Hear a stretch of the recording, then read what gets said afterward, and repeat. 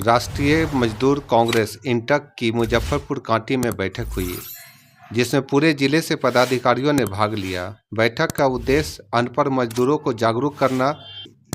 इंटक, जो कांग्रेस पार्टी की मजदूर इकाई है, मूलतः असंगठित मजदूरों को संगठित करती है, जिनसे उनके हितों की रक्षा की जा सके। अभी 14 फरवरी को ही पूरे प्रदेश लेवल की मीटिंग हुई थी सदाकत आश्रम पटना में। इसके बाद प्रदेश के विभिन्न स्थानों पे जिला लेवल की बैठक हो रही है।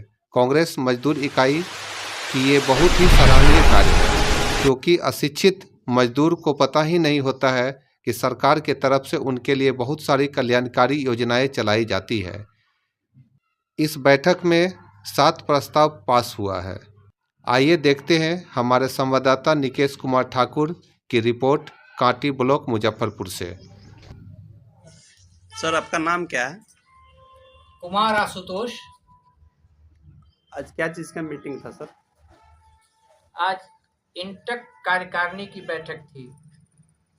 पूरे जिला से सभी पदाधिकारी आए हुए हैं और हम लोग का जो मिशन है कि एक आम मजदूर जिसको किसी प्रकार की शिक्षा नहीं है, उनको सरकार की योजना से कैसे जोड़ें और उनको लाभ पहुंचाएं, इसी के बारे में हम लोग एक बैठक बुलाए थे।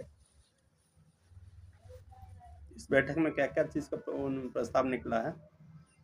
इसमें प्रस्ताव हम लोग सर्वसम्मति से तय किया है। प्रस्ताव 7 प्रस्ताव आज की बैठक में पास हुआ है, जिसमें सबसे पहला है कि जो भी समस्या है हमारे समाज में मजदूरों के साथ, उस समस्या को मौखिक नहीं लिखित रूप से जिला में हमारे पास आएगा और उस आवेदन आने के बाद हम उससे संबंधित पदाधिकारी तक उससे पूछताछ करेंगे कि भाई क्यों नहीं हो रहा है या क्या दिक्कत है। सरकार की भी कुछ समस्याएं होती हैं, तो वो लिखित जवाब आएगा और एक निर्धारित समय में उनका काम संपादित होगा।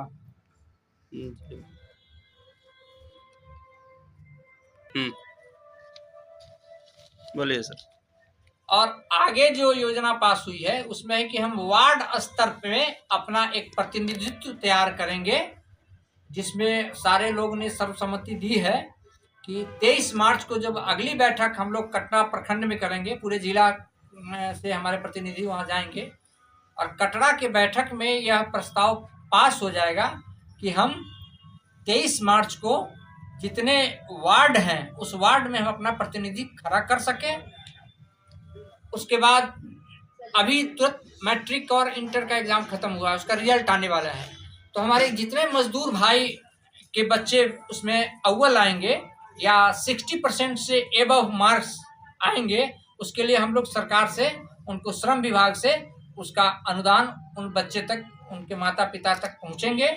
इसका प्रस्ताव भी पास हुआ है कि अगले 23 मार्च तक हम लोग पूरे जिला में 381 जो पंचायत है, सभी पंचायत के प्रत्येक वार्ड में हमारा प्रतिनिधि करने वाले लोग की सूची तैयार हो जाएगी और उस सूची को हम प्रकाशित कर देंगे। लेबर कार्ड बनाने से क्या क्या बेनिफिट है? 14 प्रकार के बेनिफिट है इसमें। अगर कोई मजदूर जो निर्माण मजदूर हो, यहाँ कंफ्यूजन है और बहुत सारा घपला हुआ है इसमें। हम लोग इस घपला को देखे हैं कि निर्माण, सरकार कहती है कि निर्माण मजदूर का निबंधन करो और यहाँ आम पब्लिक की भीड़ लग जाती है, उसका भी निबंधन हो जाता है, जिसमें सरकार भी पशुपेश में पड़ जाती है कि भाई क्या करें। हालांकि अब उस पर जांच की प्रक्रिया बैठती है, जांच आते हैं हमारे जो पदाधिकारी नियुक्त होते हैं, वो जांच करते हैं, जांच में सब दूध का दूध और पानी का पानी हो जाता है। तो फालतू निबंधन न हो, सही निबंधन हो, इसमें सही लाभ पहुंच पाता है। पहला लाभ जो है वह है साइकिल योजना।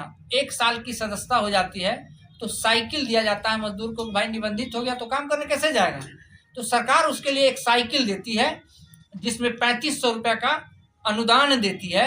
बहुत सारे मजदूर कहते हैं कि साइकिल तो 5000 से कम में देवे ना करा लेते, 3500 में क्या होते हैं। तो बार बार उसको समझाया जाना चाहिए। चाहे हमारे जो प्रतिनिधि है श्रम संगठन के इंटक के माध्यम से हम ये बताना चाह रहे हैं कि उनको स्पष्ट जानकारी दीजिए कि सरकार आपको साइकिल का क्रय मूल्य का दाम नहीं देती है, सरकार आपको अनुदान देती है और अनुदान 3500 रुपया देती है। उसके बाद जब मजदूर का दूसरा साल होता है तो एक इलेक्ट्रीशियन है, कोई प्लम्बर का काम करता है, कोई ईंट भट्टा में काम करता है, कोई राजमिस्त्री का काम करता है, कोई छड़ सरिया का काम करता है, तो उसके लिए एक ट्रेनिंग सरकार दिलवाती है समय समय पर, इसको सूचना देना। जब प्रशिक्षण प्राप्त कर लेता है तो उसको औजार क्रय के नाम से 15,000 रुपया अभी तक देती है। सुन रहे हैं कि इसमें कुछ बढ़ने वाला भी है, तो 15,000 रुपया वो योजना देती है। तीसरे साल जब सदस्यता 3 साल की हो जाती है, अगर उसके घर में किसी कन्या की शादी होती है तो कन्या की शादी में 50,000 रुपया देता है। उसके बाद अगर किसी का मृत्यु हो जाती है तो मृत्यु 2 प्रकार से होती है। एक होती है नेचुरल, प्राकृतिक मृत्यु, जो बीमारी से हो गया, तो बीमारी से जब होता है तो उसमें 2 लाख रुपए का मुआवजा मिलता है। अगर काम करने के दरमियान उसकी मृत्यु हो जाती है तो 4 लाख का मुआवजा सरकार देती है। तो कोई मजदूर जो निर्माण में काम कर रहा है, अगर वह निबंधित होगा तब तो उसको लाभ मिलेगा। यही जानकारी हम लोग को देनी है और सरकार और मजदूर के बीच में हम लोग एक मध्यस्थता का काम करते हैं कि जागरूक फैलाइए और तब जाके उचित उनको लाभ मिल पाएगा। उसके बाद अभी मैट्रिक का एग्जाम हुआ है, इंटर का एग्जाम हुआ है, तो उसमें जो अव्वल छात्र हैं उनको भी मुआवजा मिलता है। उसके बाद जो आयुष्मान कार्ड बना हुआ है हमारे मजदूर भाई का, उनको 5 लाख तक इलाज, ये समझ लीजिए कि उसकी सूची सरकार जारी कर दी है। हमारे किसी भी मजदूर भाई को जो निबंधित है, उनका अगर किसी कारणवश दुर्घटना होता है और हॉस्पिटल में भर्ती होते हैं तो वो अन्यत्र किसी हॉस्पिटल में न जाएं। सरकार ने जो सूची बनाई है मुजफ्फरपुर में, वो सूची हम सबको दे दिया जाएगा, उसी हॉस्पिटल में जाइएगा ताकि आपको 1 रुपया खर्चा न लगे। 5 लाख तक का खर्च आपको फ्री ऑफ कॉस्ट होगा। ये आप बताइए, हम आप सभी से निवेदन करते हैं कि आप ये जानकारी लोगों को दीजिए। तो मुख्यतः और इसमें 1-2 योजनाएं हैं। भवन मरम्मती एक योजना है।